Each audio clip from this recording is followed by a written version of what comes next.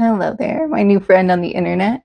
I am not an expert, I am just a nerd, but I'm here to be your nerd into the wonderful world of our lost history. So let's get started. The year is 1867, and we're in London, England, and it's a cool June evening. A French coin collector and historian, or what is sometimes called a numismatist, was just sitting with a group of his friends, and they were just dining and chatting and passing the time. Our French friend was associated with the British Museum, and we can imagine him at this time of feverish discovery and exploration in the late 1800s, just relishing the opportunity to enjoy a good conversation with his fellow history-loving friends. However, while casually dining with him this evening, not to be overly dramatic, but he would hear an anecdote from one of them in passing that would end up drastically changing his life forever. It was mentioned during the course of the dinner that one of his friends had had an odd altercation with an old bagger, just a really shabby and suspicious looking person to this friend. And the bagger had approached him with an intriguing offer, an offer of sale. Because the bagger, after then rummaging around in the folds of his clothes, had produced this giant golden coin. Huge and resplendent, the likes of which in terms of size and sheer brilliance the friend had just never before seen an equal anywhere. But this was in fact the problem. The coin was so huge and so perfect, the friend said, that he instantly recognized it as a forgery. Something so golden couldn't possibly be genuine. Nothing before like it had ever been produced from all of antiquity, and now it was going to turn up in the back alley hands of a bagger? Determined to avoid a swindle, our friend of a friend just kind of went, no thank you, and continued on his way. And when our French numismatist heard this tale over dinner, he was shocked, and he agreed with everyone else present that yes, of course, their friend had done the right thing. Everyone agreed he'd done the right thing walking away. It was a story like something out of a fairy tale, something almost cartoonishly absurd. And yet, as the dinner continued on, and his friends continued on with the other stories of their lives, our numismatist just kept finding his thoughts drawn back.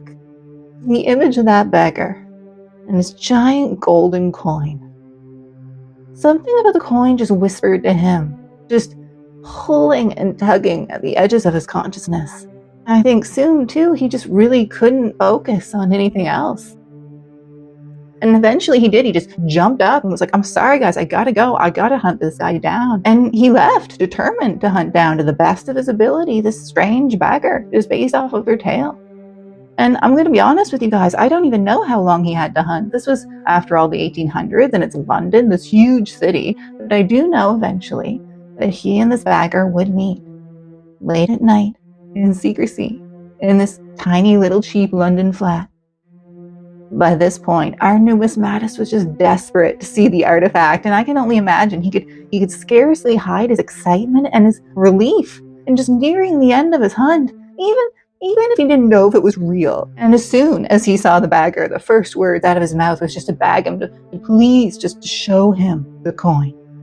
This golden masterpiece of commerce he'd heard so much of. And the beggar was happy to oblige, but first he offered something that could be taken as an explanation. Or, perhaps, a warning. He said he'd come from Bukhara, a city in the land of what is today Uzbekistan, a fascinating place with a long and storied connection to many ancient empires. While there, he and a group of 6 other men, perhaps through looting, an all too common practice throughout time, had stumbled across a coin, he claimed. The coin was so massive, so sumptuous, so brilliant in appearance, he said, that the group of 7 men immediately lost all camaraderie. 5 of the 7 would be unalived in minutes, in a frantic scramble of just dagger points and greed, until there were only 2 remaining at the end. Our soon-to-be beggar, and 1 other. They agreed to prevent more bloodshed, perhaps, to return to Europe and just smuggle the coin with them. It was big enough and valuable enough they could sell it and split the profits between them and still live like kings after all. Though it's interesting, after recounting this tale to our French friend in that London flat, this other survivor of the coin's recovery is never mentioned again, and I'll leave you to decide for yourself what this may infer. Regardless of the fate of this other mysterious adventurer, our beggar, his point being made now perhaps, began to suddenly disrobe in front of our friend. stripping down his top half of skin until he was bare from the top down, except for something strange that seemed to be just tucked underneath one of his armpits. As our French friend watched, the beggar then carefully unstrapped and removed this dirty, old, worn little leather satchel. But from within this, the beggar would then produce a treasure so unfathomably priceless in historic value that our numismatist was just struggling to hide his astonishment. Because, spoilers, it was real. And it was enormous. To give you some idea of size, the American quarter coin is about 22 millimeters or a little under an inch in diameter and weighs around 5 grams. The coin now being presented was twice that in width and weighed a whopping 169.2 grams, or about the same weight as a hockey puck. Coincidentally, that's also about half as heavy as the weight of a human heart. And I can only imagine our coin collector's currency-loving heart must have just been thumping wildly as he turned this solid gold, resplendent treasure over in his hands. It was a hammered work, bearing a bas relief on one side and the clearly recognizable to him figures of Castor and Pollux from Greek mythology on the other, along with a mysterious short inscription written only in Greek of just the following words, but boldly proclaiming, quote, "Of the great king, Eucratides," end quote.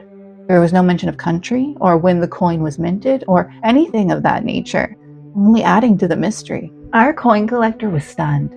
But here I must somewhat embarrassingly admit to you that our collector was able to compose himself with, if I may say, a hunger for gold that the beggar would have found all too familiar if he were aware. The beggar demanded $5,000 for the treasure, but our collector, ever greedy for a deal, was determined to play it cool, and after a 19-minute angry stare-down, was successful, and forced the beggar to accept a much lower price of $1,000 for the coin that he had apparently fought and killed for. Our numismatist later made it clear, too, that the coin's origins didn't really bother him in the slightest. In fact, he would go on to announce the find with great relish to the press, from what I can tell, claiming that, quote, "Since it cost the lives of 5 men, I do not think anything more was paid for it than it was really worth. It ought to have been saved for the delectation of numismatic amateurs for all times to come, even had 50 or 100 lives been sacrificed." End quote. And you know what? I'm not trying to discount the historical value of this find, but I will say I find this an incredibly bold statement for a man not willing to pay 5 grand for the coin to make. But I digress. And he would go on to sell the coin as quickly as possible to the Bibliothèque Impériale, now the Bibliothèque Nationale in Paris. And it did cause a proper sensation. Experts would relatively soon identify it as one of the remains of an incredibly ancient and mysterious culture, known today by the title of the Greco-Bactrian. And well, it would take an international team, a king's decree, and 94 years. We would eventually uncover the city that had likely minted that golden treasure. When we did, we would uncover the remains of a culture so enigmatic that they were once referred to as a mirage. And they would find a city forged in an ancient world, but one that thrived by the mingling of nations, a place of legends and of heroes, but also of warlords and of usurpers. A city of wealth and rich opulence, the home of glittering nobles and courtiers, of Greek refinement mixed with Eastern finery, but it's also a city that would fall spectacularly and suddenly into flame and complete destruction. And it would then wait some 2,000 years under the sands to reemerge once again, with her name lost and her people forgotten. The city would now bear a new name, a name invented in modern times in remembrance of one of those glittering princesses that would have walked its beautiful halls so long ago. That name is ai-khanoum. And this is the story of the lost city of the Lady Moon and of the Golden Kings of Afghanistan.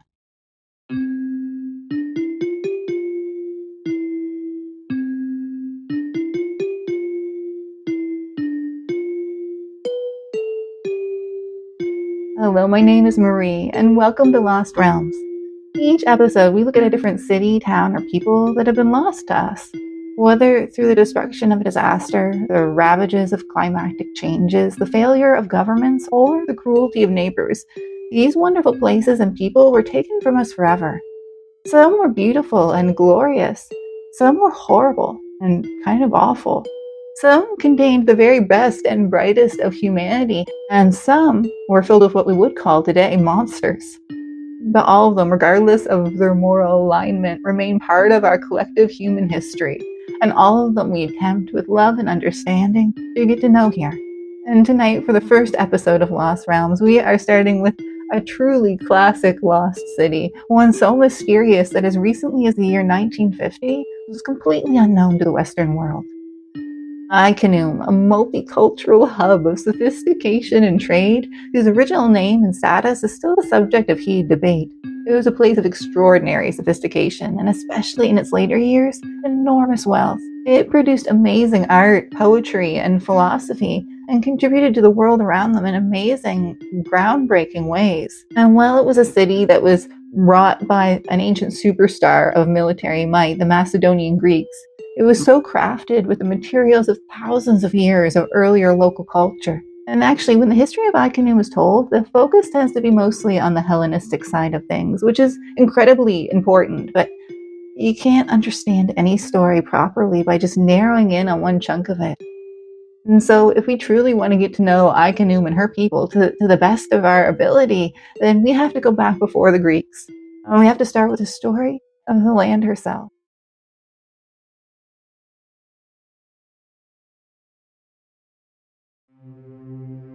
Even modern-day Afghanistan can be a hard land. It's predominantly dry and arid, and the northern region that would one day house our mystery city is famous for its salt, which is mined in abundance from the mountains, and for its gold, which is washed and taken from the Takar River.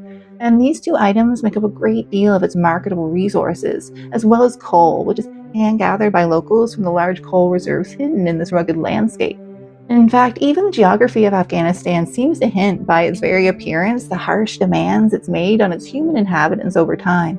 If you look at the satellite image I'm showing you here, you can see that Afghanistan is dominated by the Hindu Kush Mountains to the north, an extension of the famous Himalayas stretching down from Tibet. And the entire nation is primarily made up of these towering peaks interspersed with river basins and flat steppe plains.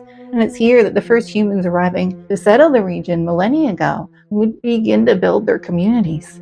And in spite of the challenges these early inhabitants faced, they would flourish. And in fact, these first human inhabitants of Afghanistan and their settlements, some of them are truly, truly ancient. In fact, some would not have been technically human as we think of them today at all. This area is known to have been Neanderthal territory.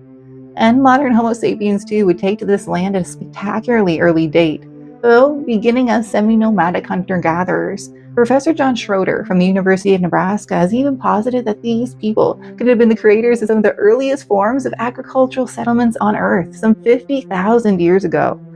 And while it would take some time for these hunting wanderers to put down roots in one place and begin this process, to begin to farm, I guess what I'm saying is that once humanity found their foothold in this region and got to work, their progress was unstoppable. The earliest of the civilizations found here first emerged on the historical record at enigmatic sites like Dam and Mundagak at around 4000 BC, and they provide some of the most beautiful, most artistic, and most mysterious artifacts from any prehistorical communities yet found. Like, look at some of these beautiful images here. A lot of these artifacts are still incredibly mysterious to us today. The culture that made them is known by various names. I'm going to refer to them as the Oxus civilization. And these people were active throughout Central Asia, not just in Afghanistan. And in fact, were part of a large culture believed to stretch through parts of Iran, Uzbekistan, Turkmenistan, Tajikistan, as well as Afghanistan. These people in their settlements faced the challenges of this rugged land, and they rose to them with gusto.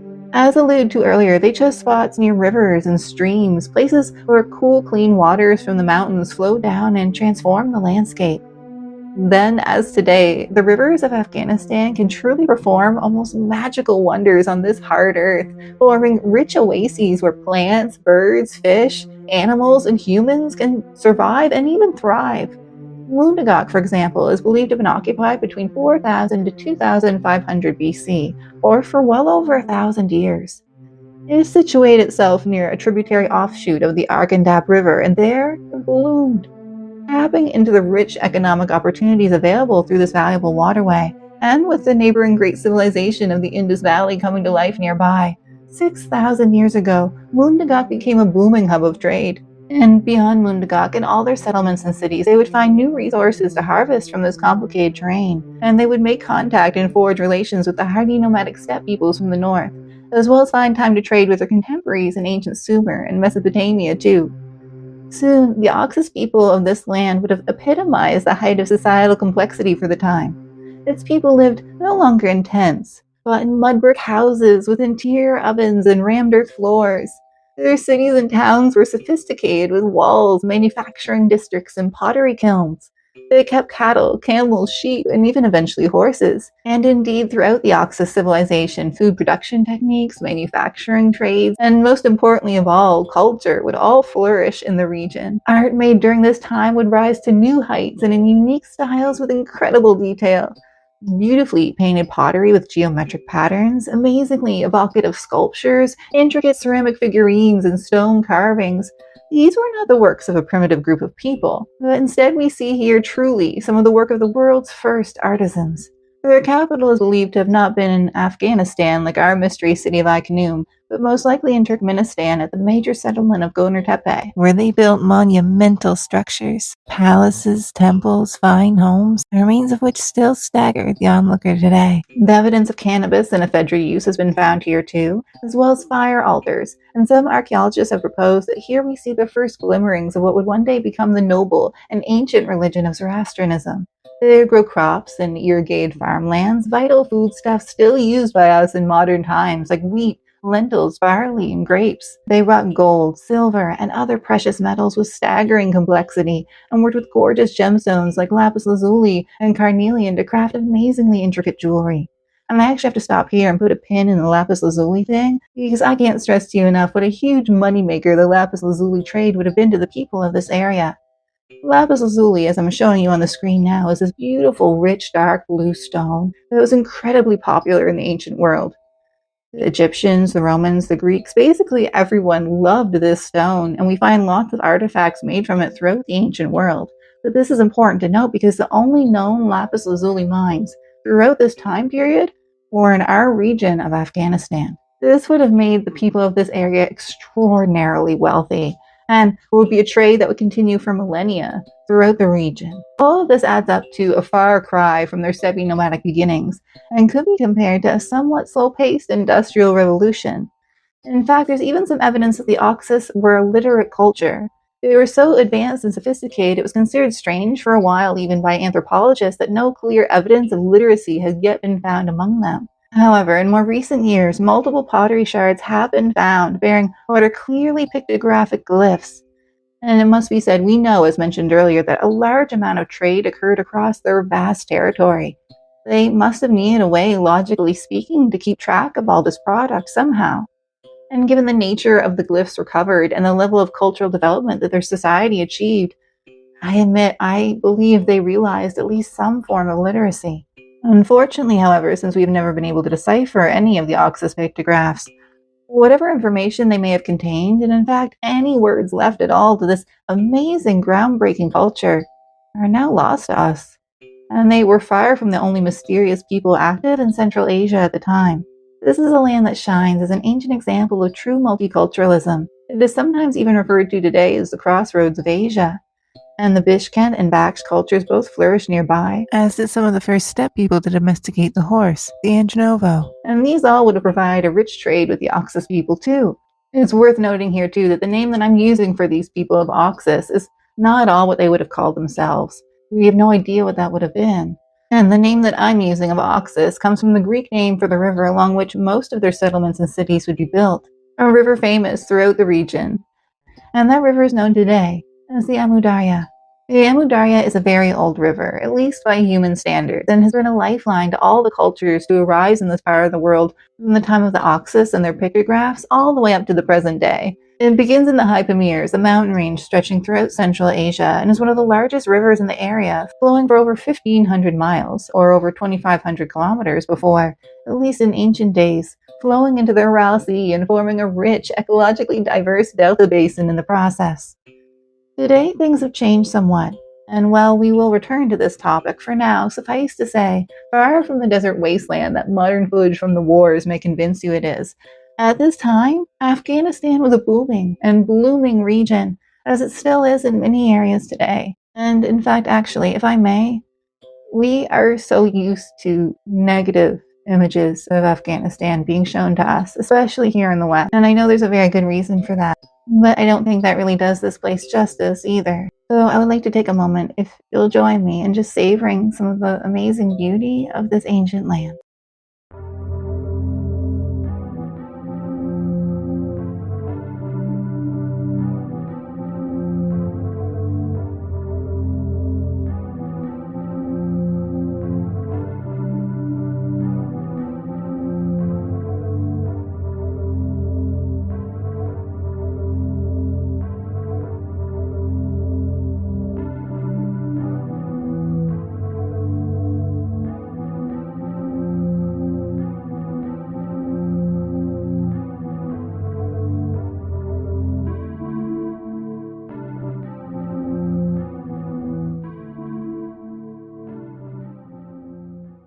Afghanistan is a beautiful place, and the Amu Darya is a beautiful river. And I want to make it clear that every culture that would arise in this part of Central Asia would rely on this river, at least to a degree, to sustain and transport them. And this history is as much woven into the people of this land and their story as anything else is. And these inhabitants by 1800 BC had managed to grow even further. The Amu Darya, with its winding course down from the mountains, was rich and sediment-filled. Its banks played host to willow, juniper, and poplar trees, providing ready access to wood. And of course, the many crops that they had domesticated that I mentioned to you earlier could be grown in bounty here. For these reasons, all along its mighty path, new settlements and towns would spring up during this time. Though that is part of what makes what occurred next so surprising and unfortunate. We don't know exactly how or when it started. And the specifics of what I'm about to share with you are being still hotly debated by scholars today. But what we do know for sure is that from the years 1750 BC to 1400 BC, the Oxa civilization, and indeed all other cultures in this region, would begin to change. Over those few centuries, the people here would begin to leave their major settlements and cities. The palaces and temples, their walls and homes would all slowly begin to be abandoned. They would not be reoccupied, and we see changes in other areas of their lives too. Ceramic production quality began to decrease, and some items stopped being made altogether. In fact, all luxury goods seem to almost evaporate, and that has led many scholars to refer to the mystery of the collapse of the Oxa civilization. And if you look around here on YouTube, you'll actually find videos on this topic of the vanishing of the Oxus people. They slowly declined until they were no more, and they're just gone. And, well, I love a good mystery as much as anybody. More recent research has shown that this is simply not true. Here are some facts that I think will clarify the situation a little bit. Well, yes, the Oxus people did move out of all their major settlements and cities that we know of. New settlements and towns are being built all throughout the same period. They were just smaller and simpler, but they were organized the same as before. Well, yes, ceramic production quality did decrease, and some items stopped being made. Like I said, they were all mainly just status items associated with the wealthy and powerful. So perhaps economic challenges, sure. Metallurgy, in particular their work with bronze, would rise to new heights. And perhaps most importantly, we see no evidence of widespread warfare or famine either. When we put all this together with the knowledge that the Indus Valley civilization, a vital trade partner, was also beginning to decline nearby, we get a clearer picture than before. As for why this was, or why their decline happened at all, well, there are many different theories, but my personal favorite is that we now know for sure from ice core samples recovered in tree ring analysis that several major volcanic eruptions occurred across the world throughout this time period, including Thera in the Aegean and Mount Aniakchak in Alaska. And we now know that these eruptions too had global climatic effects. In a somewhat cooler and darker world with their trade and crops certainly affected, the Oxus people needed to be adaptable in order to survive. And so they were. And I think the fact that they were able to face the challenges of their time and adapt in any way to survive at all is admirable. And now that there was something of a power restructuring in the region, there was some space for someone new. The following generations would see many new empires work their way throughout Central Asia, and many would make at least small settlements in the region, especially along the Amu Darya. The Indo-Aryans would arrive on their way eastwards to the Indian subcontinent and spread their influence between 2000 and 1200 BC. And not long after the Medes, a powerful ancient Iranian culture would come this way and become the first known empire to incorporate most of modern-day Afghanistan within their borders. This would have been around 700 BC, and by a little bit closer to the half millennium, two of India's great 16 kingdoms active at this time, the Gandhara and the Cambodia, were exerting a powerful influence on the eastern half of the country, and both Hinduism and Buddhism have a long history here. And once again, we see, not to be cliche, but the true cultural melting pot this region can be, because remember, the original inhabitants haven't gone anywhere. Historians have sometimes dramatized these many visitors, I feel, calling Afghanistan the, quote, graveyard of empires, end quote. However, though I'm not saying everyone always got along, because people never do, there's no evidence that this turned into some sort of Mad Max style wasteland either, with everyone killing each other over resources. I mean, this was a viable region, economically and strategically important. It's understandable that many different cultures would want a piece of that pie. And I won't pretend that any of them, or the Medes in particular, couldn't be warlike. In fact, they would later contribute greatly to the forces of another major player in this region. However, I want to stress that while these are people who would sometimes fight and war with each other, they're also people that would trade and grow together. Throughout the past, many different cultures and religions have found ways to work together and call this region home. And though ai-khanoum had not yet been founded, all along the Amu Darya throughout this time, settlements and towns would be built. However, by 550 BC, things had begun to change again, and the Medes would find themselves conquered and serving a new power, one that would forever alter the history not just of Central Asia, but the world. And that power was the Achaemenid Empire.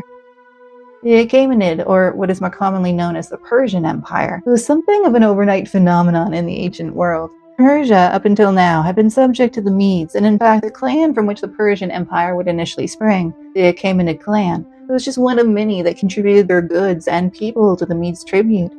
However, they've been growing in power and influence for some time, and soon a young, ambitious upstart named Cyrus would forever alter the power structure here. Cyrus was a charismatic and strategically wise man. He gained the respect of his people through a series of successful early military campaigns, and united the Persian clans and tribes underneath him. After a series of revolts throughout the region, he would successfully topple the Medes and defeat King Astyages of the Medes, rumored to be his own grandfather. However, many of the Medes would end up joining Cyrus's forces in the process, and he soon developed a reputation as a fair and magnanimous leader. He would spare King Astyages of the Medes, and soon developed a habit of sparing the kings and leaders that he conquered, sometimes even convincing them to join his side to get their aid in governing his new territories respectfully. He was also extremely adept at using public perception to his advantage. With the city of Babylon, for example, long before he came to the city and actually entered her gates, he learned about the status of the city and found out that the current king there, a man named Nabonidus, was extremely unpopular with the people because they felt he was being disrespectful to the religious customs of the city. So Cyrus sent word forward saying, hey, if you let me in and let me be your king, I will absolutely ensure that you can do whatever you want spiritually. And you know what? It worked. The people of Babylon welcomed Cyrus with cheers and palm fronds laid out before his horses on the ground as he entered the city, and the old king Nabonidus was quickly toppled. This is just one example that shows just how good Cyrus was at using the common people and his relationship with them to his advantage, though he wasn't above more old-fashioned tactics when need be. And as he continued on his campaign of conquest, many territories would cede to him willingly, including our region of Afghanistan, which was part of a territory that the Persians would refer to as Bakhti. And then Cyrus would continue on, forging a massive empire and spreading the rich ancient Iranian culture throughout, including in Bakhti, and also the religion of Zoroastrianism proper, which was to become the state phase of the Persian Empire. Cyrus, before his death, would go on to earn himself the title of Cyrus the Great, and he was an extraordinarily successful conqueror and king. And his successors would hold on to this vast territory that he had forged for several centuries, until they themselves would be conquered by perhaps an even more famous military superstar. This new king, despite a very young age, would go on to forge an equally impressive empire to Cyrus, one that would become the stuff of legends. And here we finally come to the power behind the founding of our lost city of ai-khanoum, because here we finally meet a young man named Alexander the Great.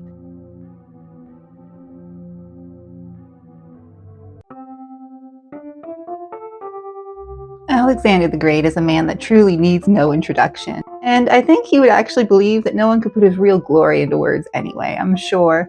Even before his death, many of his contemporaries viewed him with reverence, and he began to display himself, and it's believed view himself internally even, as a god.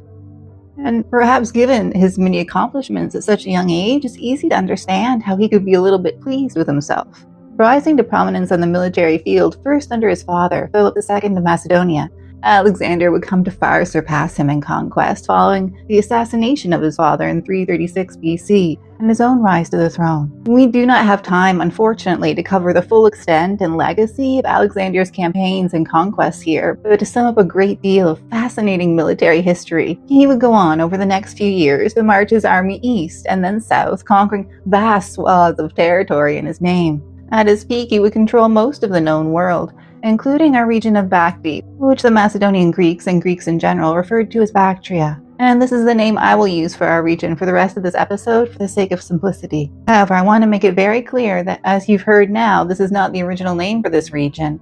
And while the Greeks at this time had a horrible, disgusting habit of viewing the peoples of other cultures as barbaric half-persons, we already know now that this place was home to thousands of years of earlier culture before the Greeks or the Persians ever arrived. Originally thought to have been built by Alexander himself, it is now suspected that our city of ai-khanoum was almost certainly founded by one of his generals, or one of his successor kings. While the details of who laid the first stone are lost, whoever among the Macedonian Greeks it was, they chose wisely. They would found our mystery city on a small plain, almost a perfect triangle that sits at a confluence of the Koktra River and a river tributary known as the Ochus, specifically a section known as the Panj, which joins into our familiar Amu Darya. And if one were looking for a strategic place to build in the region, you could hardly ask for better. With the rivers on both sides and the mountains to the east, our new city would have both protection and access to the rich, vital natural resources that I'd mentioned to you earlier. Gold, lapis lazuli, carnelian, salt, wood, and fish were all now at their fingertips, not even including whatever crops they were able to grow in the rich river-fed dark earth they now found beneath their feet. It's unclear if a settlement already existed in this exact spot, on this exact small plain, before ai-khanoum, though there is some evidence to suggest as much when Alexander came through on his unceasing march of war. Some writings suggest a smaller version of the Acropolis already in place when the Greeks arrived, and this region was held by the Persians, as you've heard, for some time. And there were certainly other settlements nearby, such as the fascinating site of Shortagai, which had close ties to the Indus Valley civilization, and had only been about 20 kilometers, or a little over 12 miles to the north.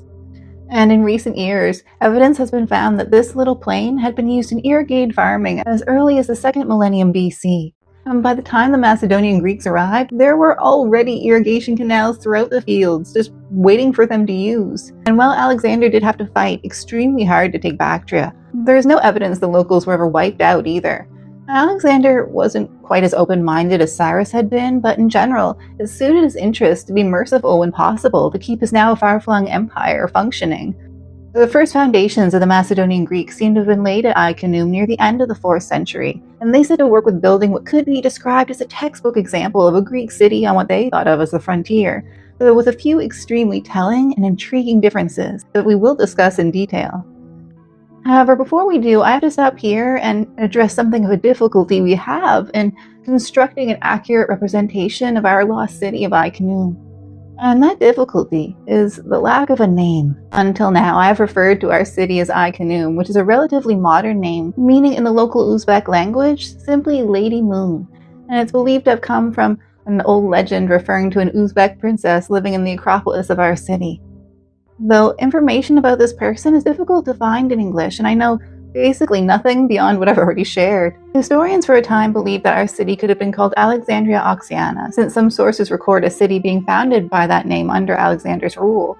However, more recent research into historical sources, as well as new archaeological finds, means that most historians now almost unanimously agree that ai-khanoum was not called Alexandria Oxiana. But then, what was its name? Some have suggested the name Oskabora, but that name may simply be a term referring to a hilltop fortress, and for it to apply here is far from certain. Which means that we're left at the end of all this questioning with still no answers, and I'll admit that as of today, we still really don't have any idea what ai-khanoum would have been called by its original inhabitants. And though for the remainder of this episode, I will continue to refer to our lost lady as ai-khanoum, I, like you, I'm sure, can't help but wonder over and long for the original name that the people that lived here would have used.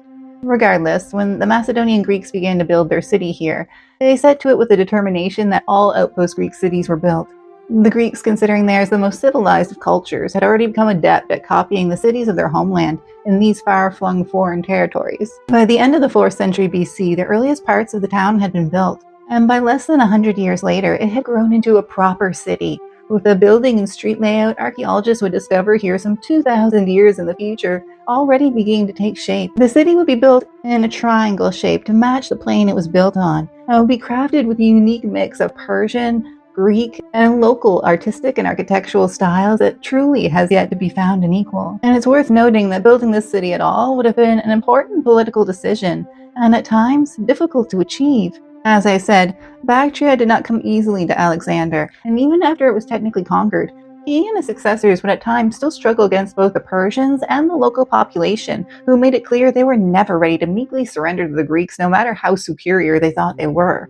Most historians think, as I said, though, that the city was founded not by Alexander himself, but by one of the kings that came after him, and this would have made things only more difficult. Alexander was a charismatic leader and a military genius, but he was never particularly good at managing or holding his empire. And he, perhaps out of paranoia, perhaps truly believing himself to be a god, never appointed an heir. So following his extremely mysterious and extremely early death at the age of 32, the empire was immediately thrown into civil war and absolute chaos. Wars of succession broke out almost instantly as his generals began carving up amongst themselves the empire that he had built. From the wreckage, several smaller kingdoms would emerge in their own right, and one of them would be founded by a general named Seleucus, an extremely brave and shrewd man, who, beginning with Babylon, would work to build a territory that would spread into Syria, and then into Asia Minor and India, even managing to secure a peace treaty with the powerful Chandragupta Maurya, the founder of the vast Indian Mauryan Empire. And while there are no ruins at our city dating to exactly the time of Seleucus, his successor and son would be the first king of ai-khanoum known to us, and who would lay the foundations of most of its major buildings, at least in the earliest stages yet found. And this king is known today as Antiochus I. Antiochus may not have been as famous as Alexander would be to most people, and upon ascending the throne, he certainly didn't have an easy task ahead of him. First co-ruling with his father, and then after his father's assassination, ruling on his own, Antiochus spent a large part of his reign subduing revolts and resisting incursions from other neighboring kingdoms, and attempting at least to restore this region to some sort of stability.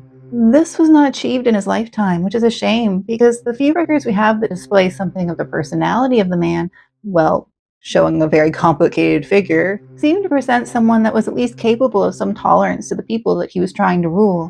He allowed the native culture of Babylon and several other cities that he controlled to flourish, for example, and shed the Persian and Greek influences that had become more prevalent, and even engaged in some exploration, sending a famous geographer of the time to explore the nearby Caspian Sea and look for probable trade routes. When the Gauls invaded Central Asia during his reign, he successfully repelled them, and was also successful in repelling incursions from the nomadic steppe peoples of the east. And it's believed that during this time is when he began to build up ai-khanoum, situated perfectly as it was for maintaining an eastern border. The exact extent of his building in ai-khanoum during this period is unclear. We suspect, however, many foundations may have been laid during this time, even if it would take a while for these buildings to achieve their later, grander scale. A good amount of evidence points to a mint being established in ai-khanoum during this time too, and perhaps the most iconic building in all of ai-khanoum would be founded during Antiochus' reign, at least in its earliest form. It is referred to today simply as the Haroun of Kineas, a Haroun being a Greek term for a heroic shrine. The man interred in our shrine, Kineas, was placed in a stone sarcophagus in the Haroun after his death, and he is credited as the founder of the city, though it's unclear what his exact role or status was otherwise, and most scholars seem to think that if he was the founder of the city, it was certainly under the authority of Antiochus. And his shrine seems to become a place of deep reverence for the city's inhabitants, as it would be added to and maintained throughout the city's occupancy. It would even be completely rebuilt at one point, and would consistently display Hellenistic architectural tendencies, despite this making it differ from other buildings in the city, as we'll discuss later. In fact, the Haroun was considered so important to the city's inhabitants, or perhaps the royal administration, that all the roads of ai-khanoum ended up being designed in kind of a strange fashion as the city expanded, to avoid them coming into contact in any way with the Haroun. And the shrine did not just contain the remains of Kineas, but seems to have become a center of religious worship in its own right, even if it never achieved the size or scale of a proper temple. Perhaps the most fascinating find from the Haroun, though, and one of the most inspiring artifacts from the city as a whole, could be found actually outside the building proper, on a stone stele erected in front of the entrance. This stele is remarkable in that, at least from what we are able to still read today, from the inscriptions on it, it doesn't seem to be a stele proclaiming the greatness of a king or of some military triumph or conquest, which is kind of funny considering the contentious nature of the region. You could almost expect something like that to be written here.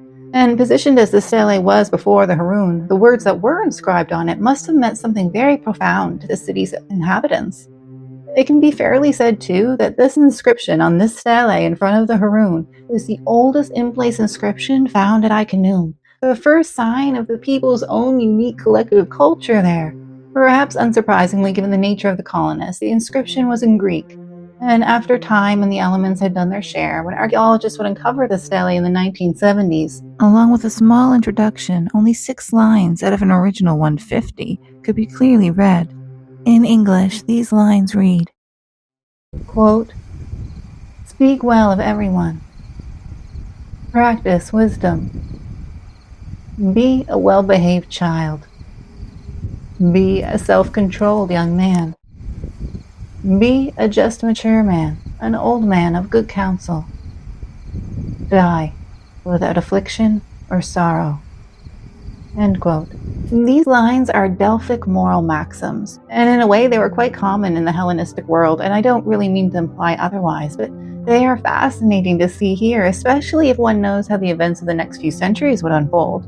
These lines were meant to inspire the reader to consider their actions towards others in dignity and respect, maybe even kindness. And now, as ai-khanoum would truly begin her most glorious age, her residents would face a series of tests. These tests would challenge them, even as they prospered, and would prove if the colonists of this city would be able to band together in those ideals of respect and dignity to build something greater than themselves to endure, or if they would fall apart and fracture, just as Alexander's empire had done before so spectacularly. And, well, of course, the original settlers of ai-khanoum would have had no idea what the future held. I think one thing that must have seemed clear to everyone, as all those new buildings slowly rose against the horizon on the plain, was that this city was destined to change their lives forever.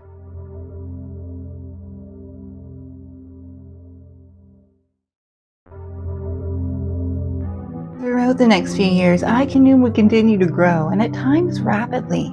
Walls and ramparts would rise around the city during the time of Antiochus, showing both the threats it faced and its value as a place worth protecting. And huge amounts of resources appear to have begun flowing into the region at this time. Antiochus seems to have envisioned the city as a royal one, and the total walled portion of land he would set aside for the city, a massive 150 hectares, shows just how impressive he intended for ai-khanoum to end up being. It's clear a great amount of planning went into the city's construction too, with the main street being laid in relation to its major surroundings, including the Haroun, from the beginning.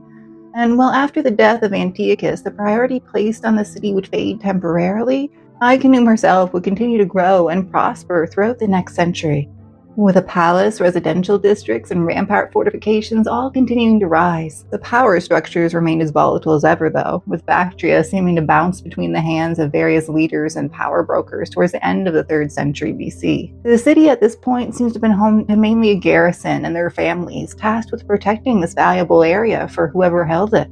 The lapis lazuli mines that the locals here had been utilizing for millennia were still a precious trade commodity, and Bactria's fame for its precious metals in general, which the locals had wrought here so expertly for so long, was certainly not forgotten. And it's clear on top of all this that our new city's inhabitants had no desire to leave. And by the start of the 2nd century BC, things had begun to take a different turn. We don't know the exact timeline, but at some point, the Diadochid dynasty would break away from the Seleucids under the slow revolution of the general king Diadochus I, most likely, though this is disputed by some, and Bactria would begin her history under what is referred to now as the Greco-Bactrian dynasty, and it's under these kings that ai-khanoum would truly shine. Euthydemus I was the beginning of the kings that we know of to truly start to transform ai-khanoum into the place of royal splendor it would become. He fought hard to fend off the Seleucids and to be recognized by them and other leaders as a king in his own right. It seems possible that Antiochus III, Euthydemus' main rival, even attacked ai-khanoum at one point, with some unfinished coins bearing his image found at the city, along with rampart damage dating to around the same time. However, this was such a contentious period, it honestly could have been the work of others too, and Euthydemus certainly had his hands full trying to both maintain his sovereignty and his independence. However, ai-khanoum would have her damage repaired, and the city was rebuilt where needed, in some cases even grander than before. Euthydemus would be successful enough as a king eventually, too, to leave the city to a successor, Demetrius, and he would take up where his predecessor had left off, building up ai-khanoum's palace, temples, streets, and baths, as well as its gymnasium and many other public buildings.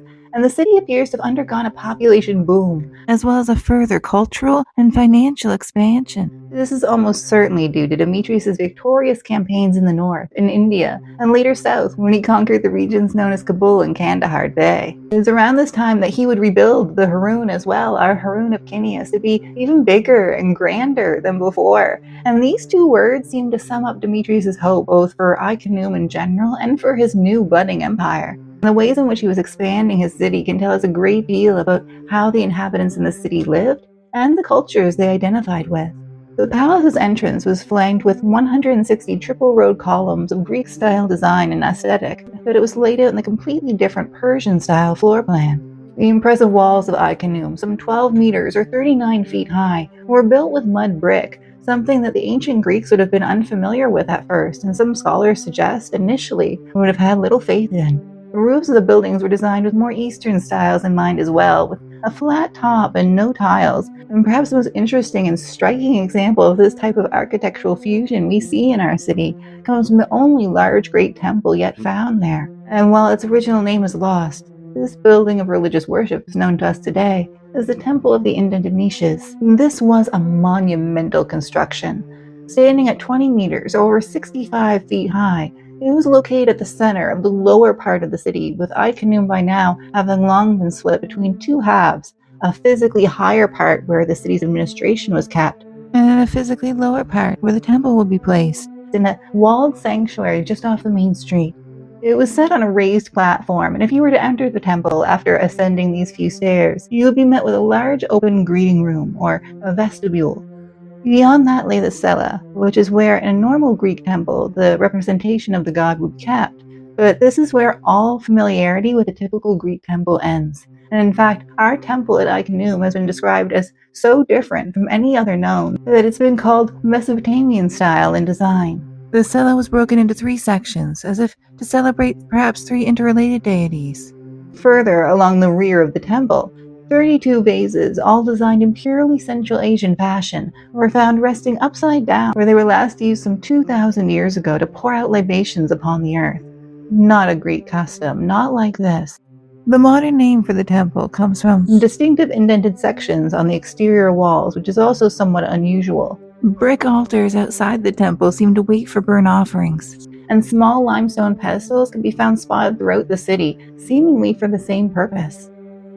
All this flies in the face of the idea that you'll sometimes see that the Greeks just simply came in and imposed their superior culture on this provincial backwater. This is a picture, whether willingly or by necessity, of spiritual compromise.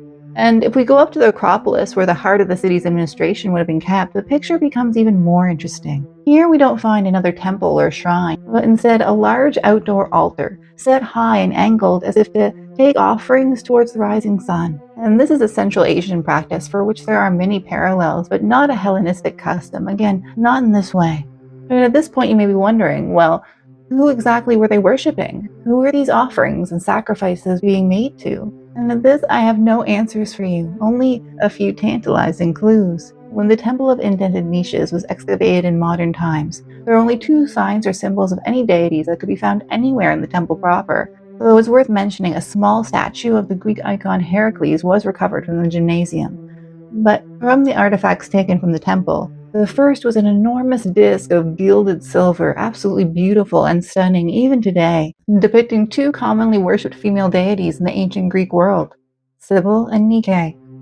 They are presented in what has been described as a Near East style, and it's a masterpiece of metallurgic art in itself. The second religious artifact found at the temple is even more fascinating and quite a bit more mysterious.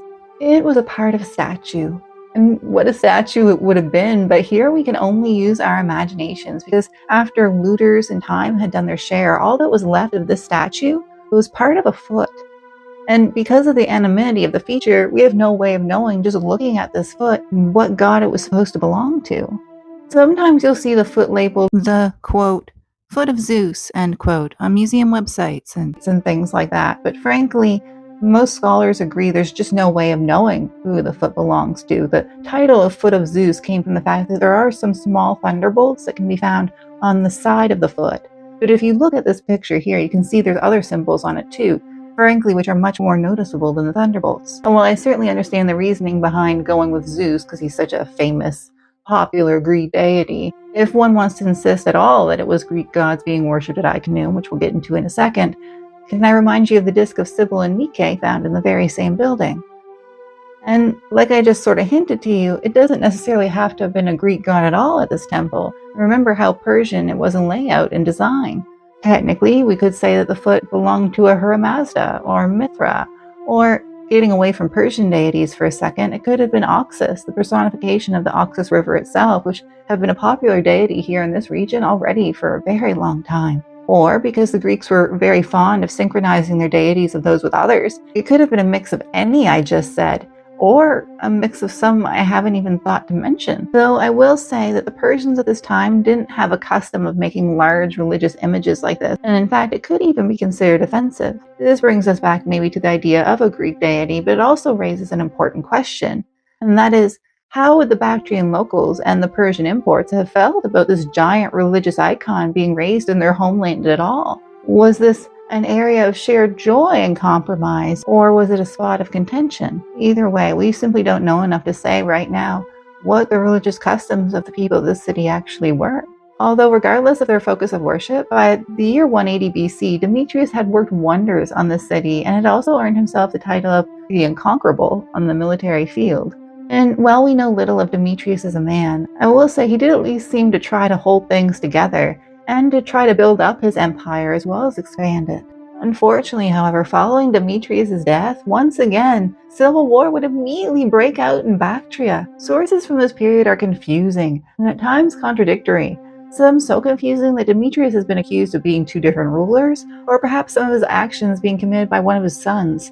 What is clear, though, is that once again, a few people wanting power over an empire risked destroying that empire in the process of acquiring it. And with the fluctuation of power brokers, generals, and empires that had passed through this region for the previous 500 years, I can't even imagine what this time must have felt like to the average person in Bactria or in ai-khanoum just trying to go about their day. Was this just their normal now? Were they numb to it and kind of desensitized? Or were they afraid, just like we would be, if civil war threatened our respective modern nations? We've talked casually until now about battlefields and conquests and military might, but that's pretty easy to do with 2,000 years separating us and them. And I would never want to be overly sentimental. However, I do think it's important to acknowledge that these people were people, no matter when or where they lived. And even if you do become so used to trauma in your life that you are desensitized to it, and it is your normal now, and you're just numb, it doesn't mean that you still haven't been traumatized, even if I know they were using different words for that stuff back then.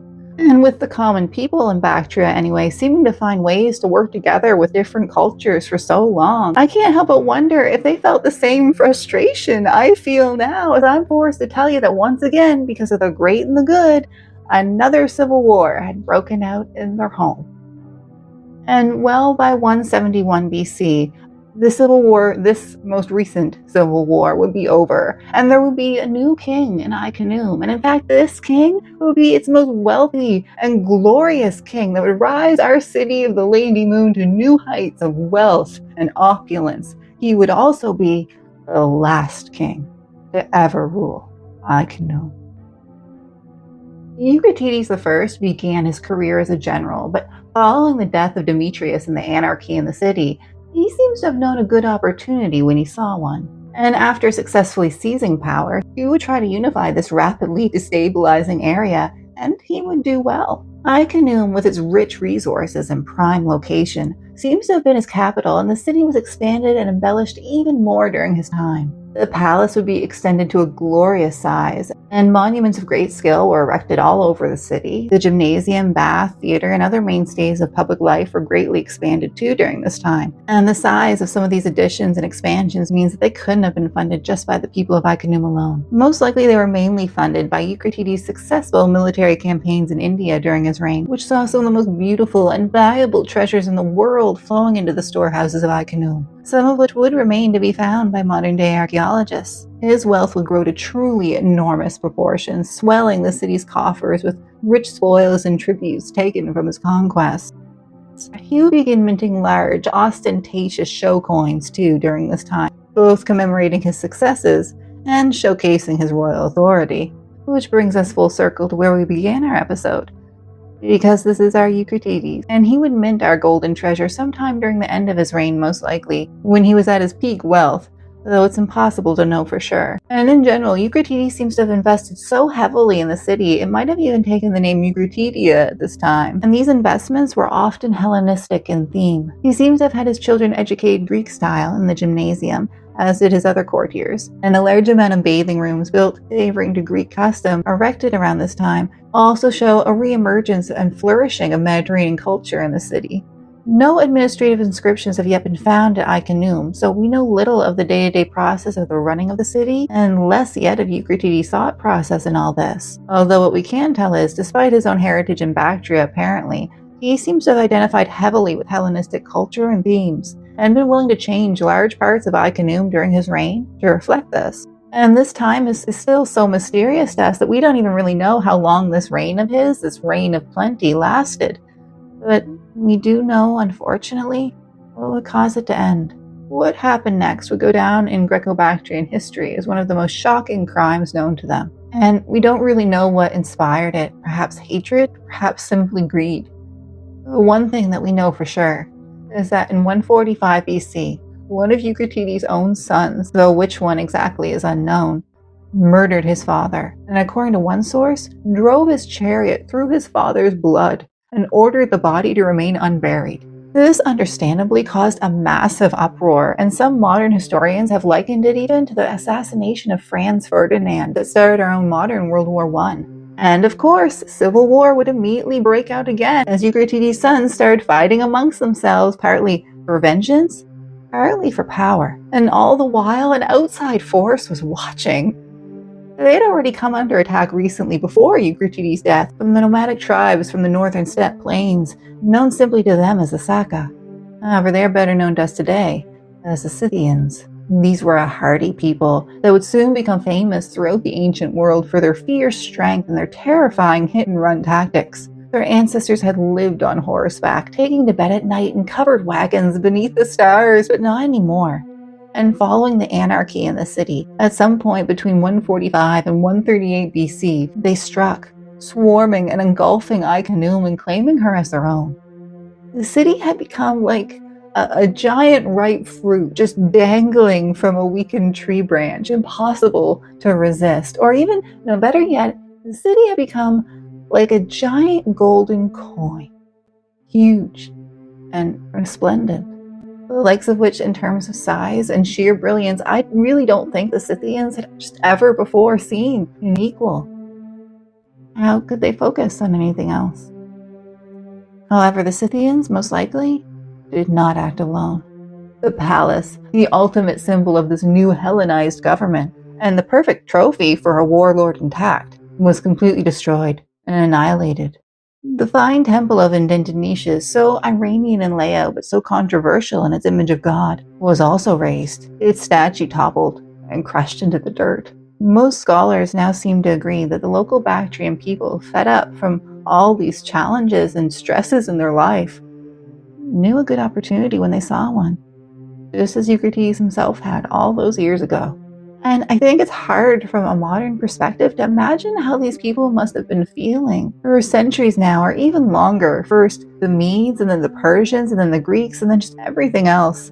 They'd watch their region rise and fall, all at the whims of people they didn't even know and had no control over. And I know that will bring up analogies to modern politicians and things, but again, we're talking about the ancient world. where rough and tumble meant very rough and tumble. And even if the nicest of conquerors came in, like our Cyrus the Great, you're still choosing between giving up your autonomy to Cyrus and him choosing to allow you to continue to be yourself. And while I'm partly heartbroken over the loss of our gorgeous city, I also don't think the answer is for me some 2,000 years in the future to judge anyone involved in it either. All throughout the story we've been telling, the average person in Bactria and ai-khanoum was still just trying to go about their day. They're still just trying to put food on the table and live their lives, something that must have been made so much harder with these constant changes happening all around them. And the tales of our past are so filled with kings and emperors and warlords that it's easy to forget that it's these wonderful, average, everyday people and their choices and our choices that truly make up the bulk of our history. And while I would never want to glorify vandalism or destruction or violence, I do want to say that the fall of ai-khanoum stresses the importance of these everyday choices better than almost anywhere else. And we only forget the lessons that she teaches at our peril. And while the Scythians would attempt to maintain ai-khanoum themselves for a while too, they couldn't. And eventually they would be swarmed themselves by the Chinese Yuezhi nomads, and then they would fall. And at that point, ai-khanoum was truly dead. Her people would slowly die, or just move on to safer, more stable regions to live with their families. Her buildings would empty and crumble, filling with sand and earth, and slowly, bit by bit, she would fade from a city into a ruin, and from a ruin into a legend, and from a legend into just scattered, half-buried hunks of broken stone and shattered pottery. Her treasures would be looted, her gold grabbed by opportunists and thieves, and eventually no one would even just know of her existence, and her history would be forgotten, and her people would be forgotten, and her name would be forgotten. And the only thing left would be half mythological tales whispered by the locals of her glory days. And so ai-khanoum would remain hidden in the sand until 1961. On a hunting trip with his attendants and friends, the king of Afghanistan at that time, King Muhammad Zahir Shah, noticed something very strange on a nearby hill. Asking his men to investigate, little did he know they would uncover our lost lady and trigger an absolute sensation around the world. The first, and so far still only, proper Greco-Bactrian city yet uncovered. It was just, people kind of went wild. And a team of French archaeologists was brought in, and they performed some of the most amazing and still most in-depth work done on our city yet. They worked extraordinarily hard to revive ai-khanoum, not just for Afghanistan, but for the world. And almost immediately, our city was recognized as something totally unique, this beautiful fusion of cultures. However, in the subsequent years, with the struggles in the region with the USSR, and then later with the following conflicts involving both local insurgency groups and international powers, all study and excavation at ai-khanoum had to be completely halted. Looters would then come in and desecrate what remained. And today, most of the artifacts remaining from our beautiful lost city are in the hands of either private collectors or far-off international museums. And the ruins of ai-khanoum herself stand in a horrible state. This is even more upsetting when you consider that most archaeologists seem to think that up to 2/3 of ai-khanoum still has yet to be uncovered, or even just be studied in any way. And I must unfortunately tell you here that ai-khanoum is not our only ancient friend to be horribly damaged in modern times. The Amu Darya, a rich, vital waterway that had sustained this region for millennia, with its powerful course, had long emptied into the Aral Sea, forming a biologically rich, diverse delta basin in the process. The Amu Darya's nutrient-filled waters were what made the irrigation canals on the plain of ai-khanoum so successful. And in the 1950s, the USSR thought that they had an even brighter idea. They would begin to divert, eventually huge quantities of water from the Amu Darya to just the various different cotton plantations that had sprouted up throughout the region. By the 1960s, or only a decade later, they were taking away so much water the Aral Sea at the end of the Amu Darya had lost 90% of its volume, and eventually the sea just receded to the point that the Amu Darya could no longer reach it. Today, it's considered basically an empty sea, what remains of it. And most of the diverse biological life that had flourished in its wetland basin for so long is now just gone. And the Amu Darya herself, bleeding from all this massive exploitation, has begun to die too. There's always more water needed somewhere, and there's always more cotton to grow. And today, the mighty riverway that once fed the needs of nations in her lowest reaches can't even sustain life within her own banks. And at the farthest end of the Amu Darya today, it's basically devoid of fish and bird life. And it may seem then, especially if we consider the political and societal challenges that this area has faced in recent years, that we're ending our journey today on something of a bleak picture. Something that I'm sure the original inhabitants of ai-khanoum could have never dreamed. Not just their city gone and dead a second time, but their water is gone and all their treasures, everything they worked so hard for, just in the hands of people they, again, don't even know. But even today, I'm really happy to tell you that actually I don't feel bleak at all. Well, yes, most of her surviving artifacts are now in international hands. In a way, that's a good thing, because that means someday they could be brought back home. Home to ai-khanoum, which you'll remember, 2/3 of which is still being protected by all that earth. We still have so much yet to discover and learn. And the Amu Darya herself does still survive in some form, and groups like the United Nations and Green Aral Sea have been working really hard to rewild parts of the Aral Sea basin. Because even though we've lost some things, that doesn't mean that everything has to be gone for good. And while the ruins above ground of ai-khanoum are in a sorry state, they do still remain and endure, far beyond the lives of the original inhabitants themselves. And they are kind of just still there waiting for us. The way that they've been waiting since before Afghanistan, since before the USSR, or before America, or even before Jesus, for us to just finally come home to our lost city of the Lady Moon. Oh, yeah, that's a world better. Thank you so much for listening to the story of ai-khanoum and her people.